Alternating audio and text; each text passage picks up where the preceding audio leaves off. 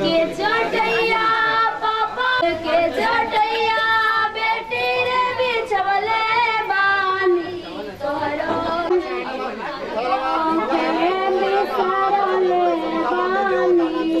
बगिया के फुलवा पापा लारी रानी कैसे बिसरैबा पापा दुलारी धिया धिया के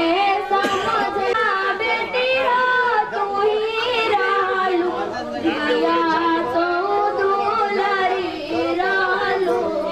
धिया तो दुलारी समझले बानी हो आचे यमवा तोड़ला चौका पे लागे बेटी हो गई है वीरान पवन गला हना बाप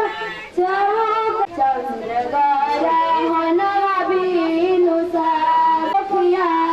सहनी रामा जन्मे बेरिया संकटवा सहनी रामा जन्मे बेरिया संगे बेटी संकल्पवा कोई नीरा कैसे भोर भइले पावा काटिया से लगले रामा बनने चिड़िया चहले लगले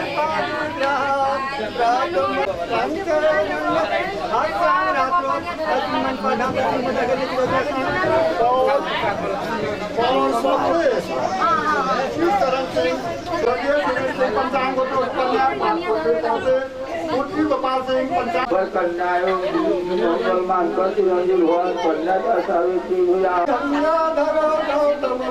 गायत्री गंगा गोदावरी नर्मदा सिंधु सर्वसंगता संग्रातो भगा भूमित्रा पोड़ा हुआ सावित्री सरस्वती रवि सर्वदा वरुणधि स्वाहा जामवंदे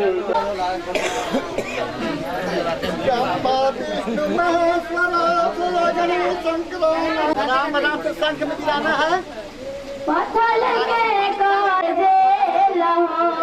अहो पापा के पारा से मंगवा तुम भरा लोट पनिया के कोरी अरावल तोहार अहो पापा के पारा से मंगवा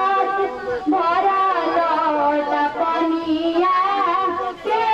कोरी अरावल तोहार चारों ओर तपबना लौकी कतही तोरे ममता के आंचल भाई के छतिया से सेनु अहो मम्मी पत्थर के कर्जा कोई ते देलू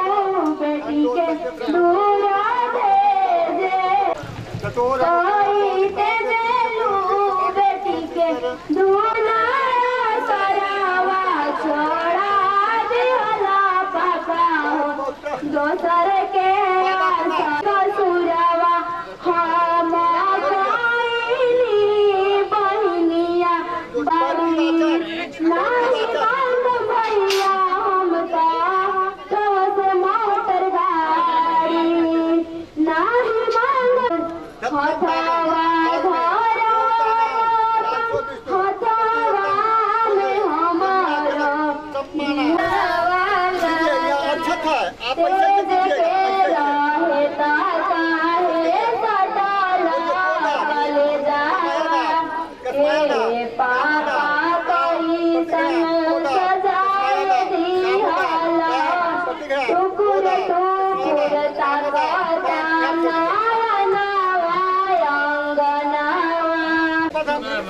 कोई कामना के प्रेम हवा है दिव्य गोरक्षाणाम के लोकानाम सारे देव समाज या चिंता के और तो होता है ध्यान में ध्यान दो भली गाड़ी को नहीं मारो कामयाब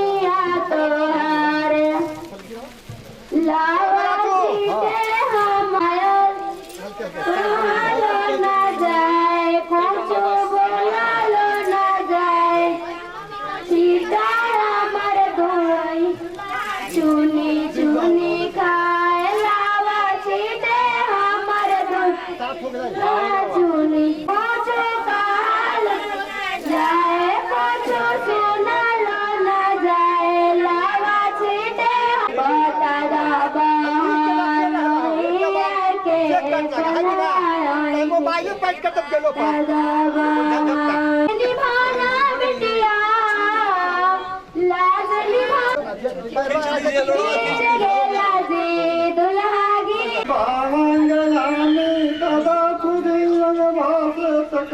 पहला बच्चा लड़की क्या करिए क्या है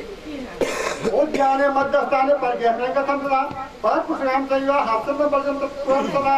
अर्थात बगीचे में तथा सलाहियों के साथ अकेले चुना जाना तथा पर पुरुष के साथ क्रीड़ा करना हंसना तथा सर्वदा भेंट छोड़ देना होगा।